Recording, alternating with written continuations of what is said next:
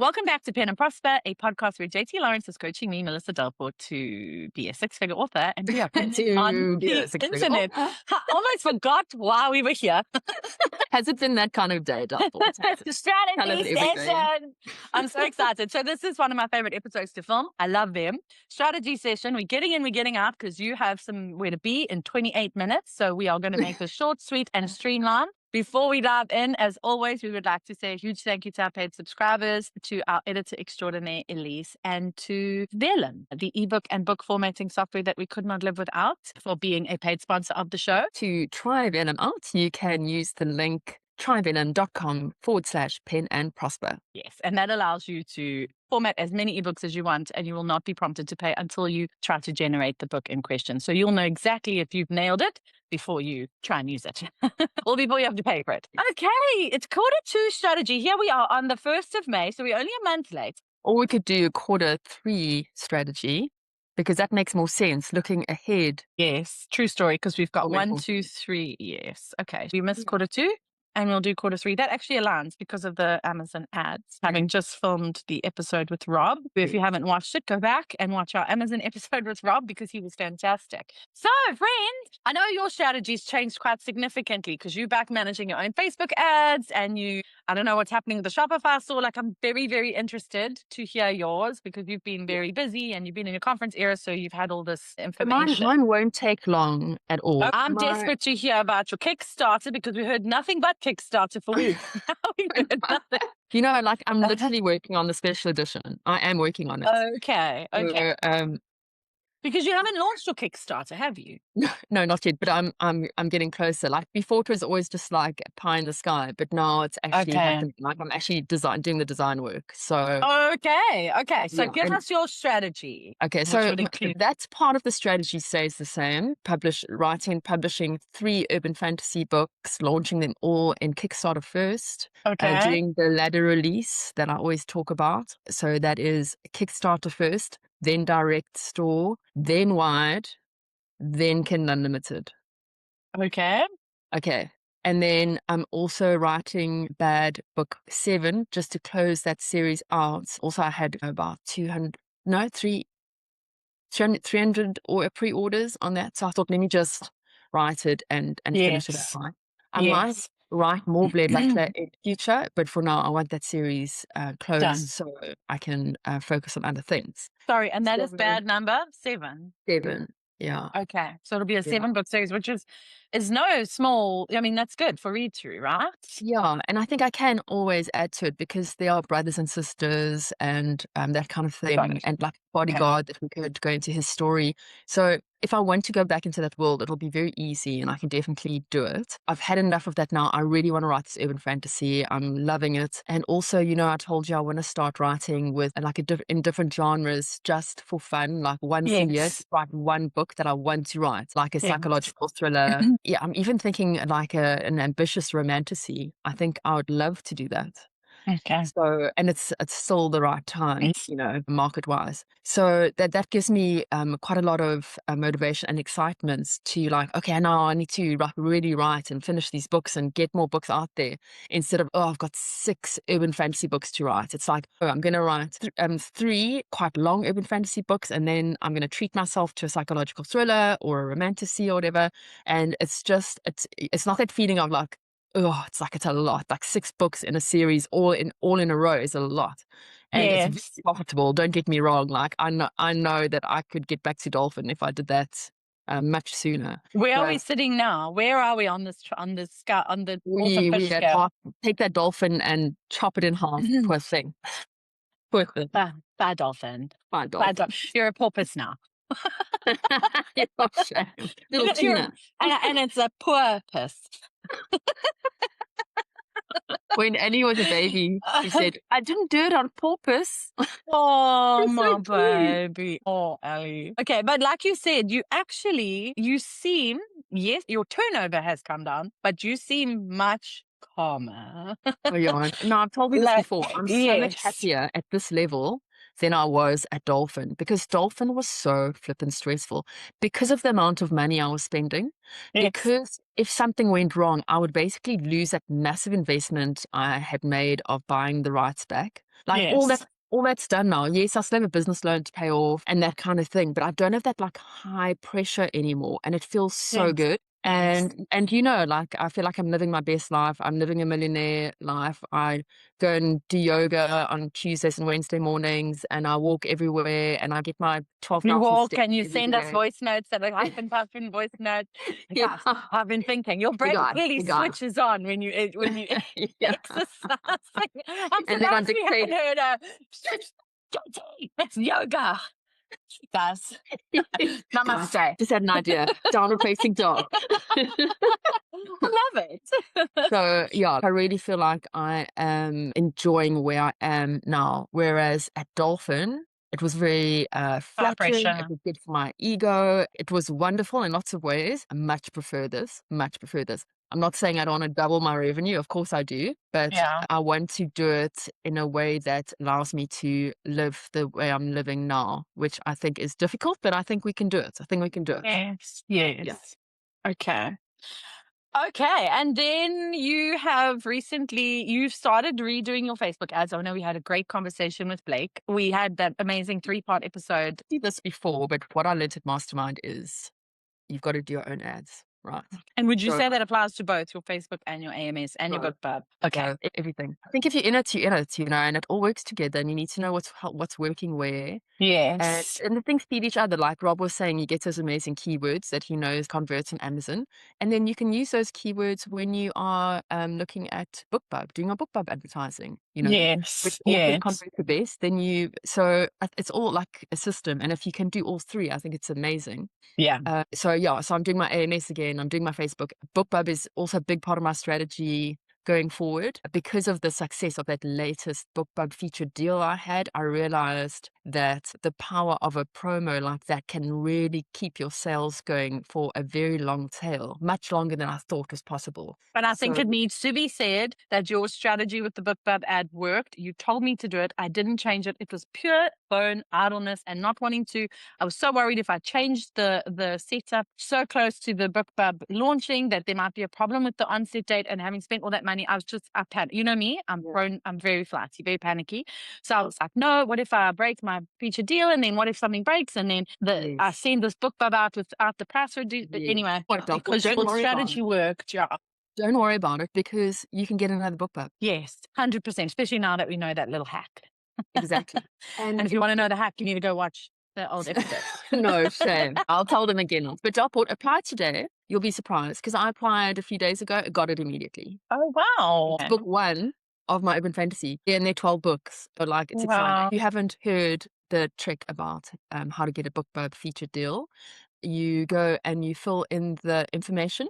And then right at the end in the notes, you must say, I'm open to any genre, any date, any price point. And then they will much easier be able to slot you in somewhere. Like my book really soon. I got approved when was it, Delport? Wednesday. And it's happening next week. Okay. I thought you already had one. Have you got another one coming? Yeah, this is a new one. Divine.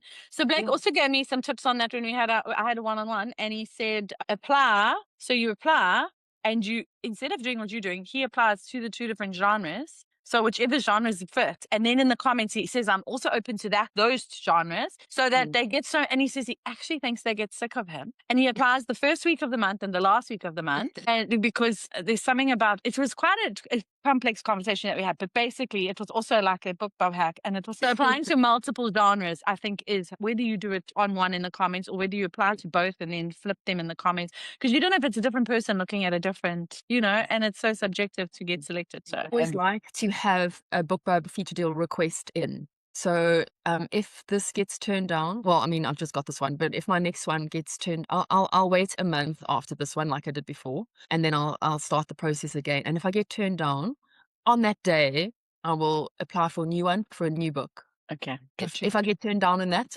but honestly, I haven't been turned down since I started using this. But you're not worried about fatigue? I've got so many books. Okay. So I won't do a standalone again. So that limits me a little bit. But I could definitely do the Traveler one, and I could do Guardians one, because I've just had Shadow Magic. Remember, I had Shadow Magic book 1. And that really did well. So I need to, it's on my list. But I actually, I haven't applied purely from a budget. So I think that I will apply probably now in May. I just needed to get over that, because my last book bub hadn't come back yet until now, end of April. So yes, okay. And your direct sales? Just the BookBub thing. I also do a written word promo stack with the BookBub always, and I do BookBub ads. So like I really push it. I really try and make the most of it, and then I can keep those BookBub ads going after the featured deal to just keep it high in the ranks, because I think that orange bestseller tag helps with conversion. I think it helps a lot with conversion. So that helps my whole ad game. It's part of my strategy this year, is to get that tag and then make the most of it, and then get the next tag and make the most of it. You've got it. Yeah, it looks so good. I must be honest, my written word promo stack did not even blip. And I knew, because the book bub was coming down, and then that went off about 2 or 3 days later, and not even a blip. I won't do it again. I won't. I won't. I'll do other, maybe like newsletter swaps. I think next time I'll make part of my main strategy. I'll kind of speak to authors in advance and say, I'm going to apply. If I apply, will you be able to fit me in, and try that instead? Yeah, I just didn't find literally anything. And it wasn't cheap. I mean, it's not expensive like a book bub, but it was like, I didn't find it was worth it for me. Okay. What I did find worth it is that yes. So what I did find on written word was that subscriber surge. Mine ended yesterday. And it all in all got me 535 new subscribers. That is a lot of news. Like, that's a lot. And very few unsubscribe. Mine started today. I've also got one that started today for my romance. So that was the urban fantasy. And then I'm doing a romance one starting today. So, but if you're doing the urban fantasy, like, that's over 500 subs. Yeah, it'll be interesting to compare our numbers. I'll see. Yes, because we're running at the same time. Yes. Well, yes, because we can compare the urban fantasy versus urban fantasy, and now my romance versus the urban fantasy. And then the other direct store is doing okay. Pierre's still working on it, and he's just revamped the homepage again, because Shopify now has baked in AI. You can basically just tell them what you want it to look like, and they do the design. Like the AI does everything. That's why he's earning. That's why Pierre's earning the big bucks. It's weird and it's cool, and he's like, I'm just optimizing everything. So thank you very much, Pierre. And then obviously a huge part of my strategy, apart from Kickstarter, is mailing list. Yes. Automation. So it's writing as many new books as I can, Kickstarter, mailing list, and automation. Those are my top priorities. Okay, got you. Mailing list is one of mine, so I'm just going to throw that out there, then we don't have to talk about that again. So as you know, we're doing that race to 10,000 subs. I'm winning, but only because I had the subscriber surge giveaway. So let us see what happens. You are winning. I'll give you that. You are winning. And then I also wrote... But not for long. I wrote a reader magnet now that so we're going to now start so we're going to start book funneling the reader magnet big time. And then I also wrote a reader magnet for my romance readers. So every person who signs up to the bargain booksy in the romance, we only started this late with my urban fantasy. Only in like the last 10 days, because I was done. But so what I'm doing for every person who signs up, we've created a separate funnel. When they come through the bargain, because with bargain book, this written word, you input them yourself. You add the subscriber yourself. They just give you like a Excel sheet.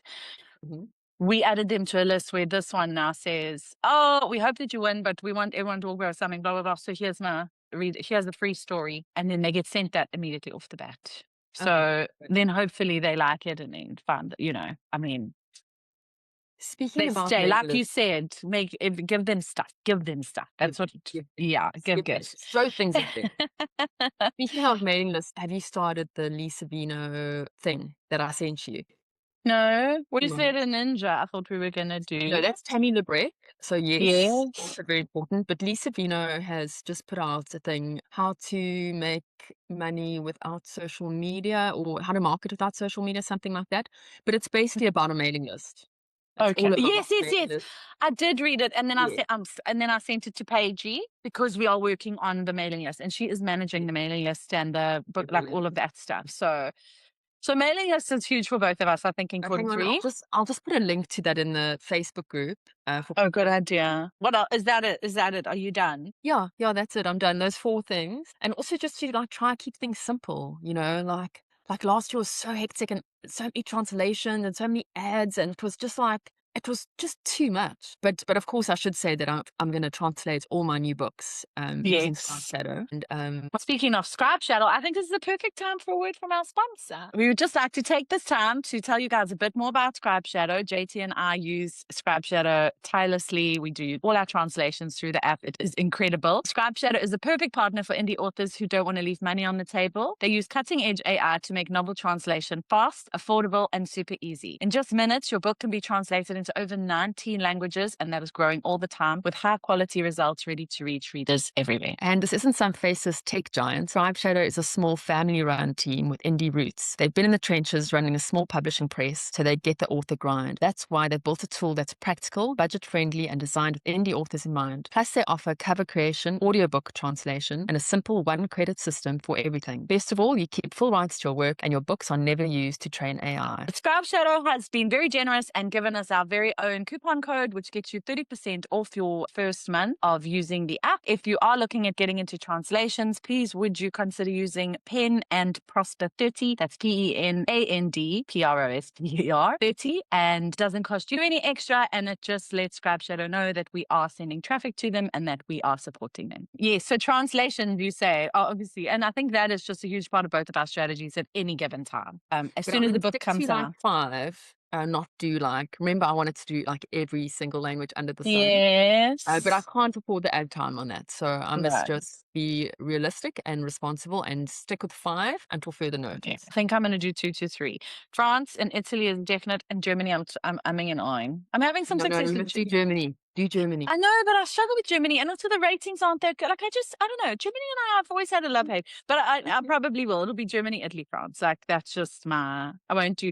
I did a bit of Sweden and a bit of Spanish and nothing. And you're right. It's the ad time. I just don't have the time or the energy. So yeah, so for me, Facebook ads, and I'm really like I spend a lot of time on my Facebook ads, and I'm starting to really get it. I wouldn't say get granular, but no, I'm ruthless when I cut, and I'm like, nope, this is not I expect a lot of my Facebook ads, and so my ROI is really good, and I'm really happy, and I'm hoping to just keep improving that. And also, I'm finally getting some traction in English countries, which is one I have 2. So did I tell you I started a stoplight strategy? I call it my stoplight strategy for my ads. So it is red, green, and red, orange, and yellow.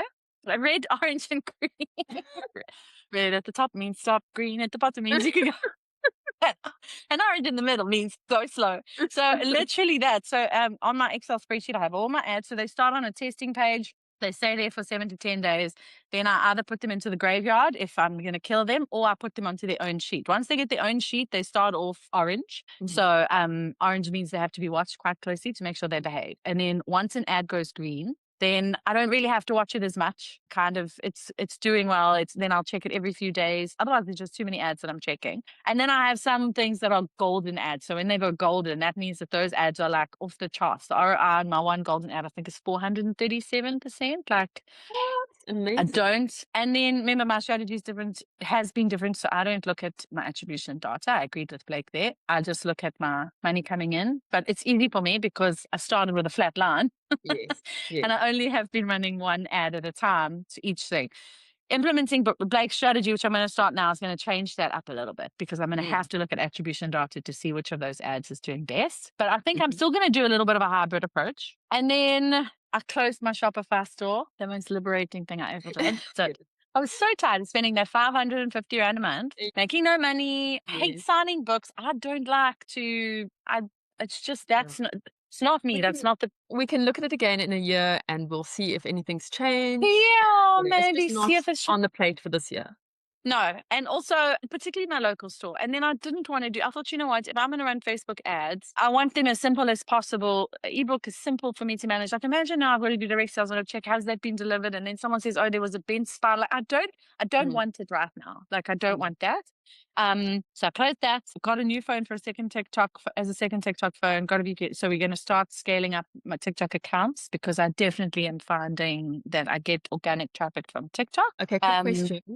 Do you have something that pushes those TikToks out to all your other socials? So yes, it's called Page and Color.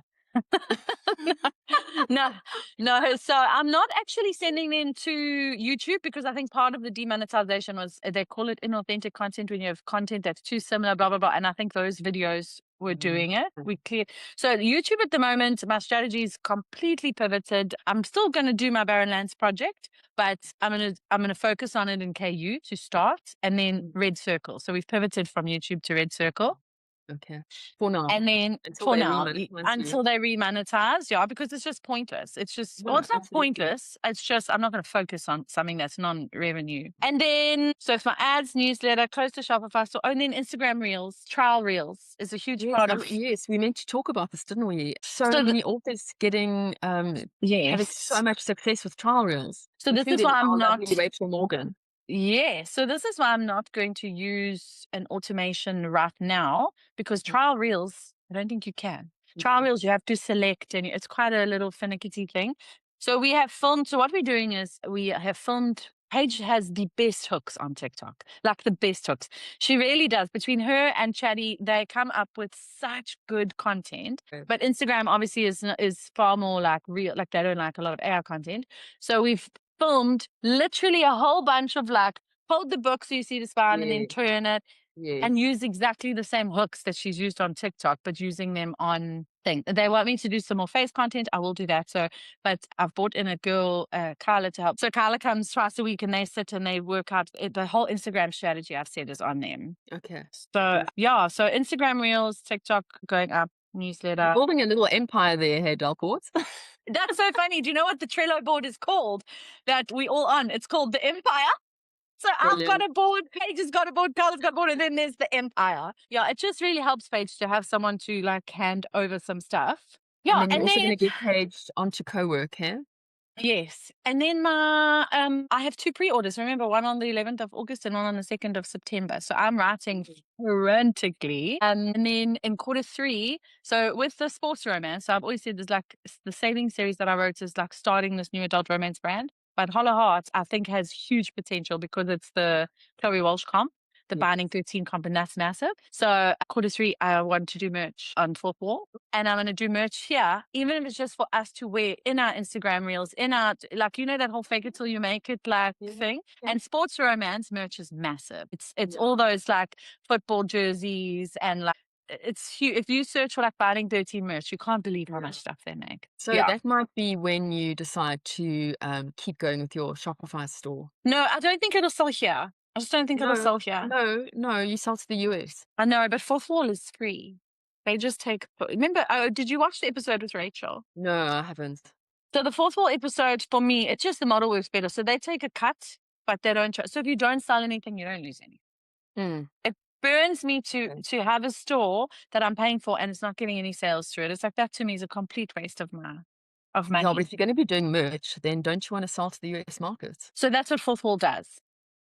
So okay. Yeah. It's not local, it's overseas. And then here I've got I've had branded stuff made in there, so I can have stuff made for here.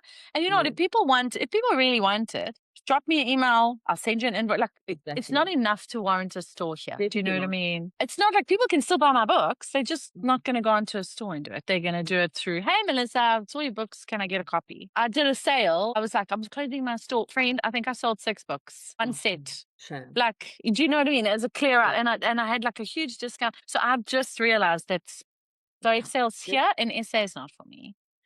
And if someone wants them in overseas, they get them on Amazon. The only difference is they're not signed. And you know me, I couldn't sign them anyway if they were like, you know. So I'm not going to do the whole order the pages and get someone to stick them in. And like, that's not my model. So yeah.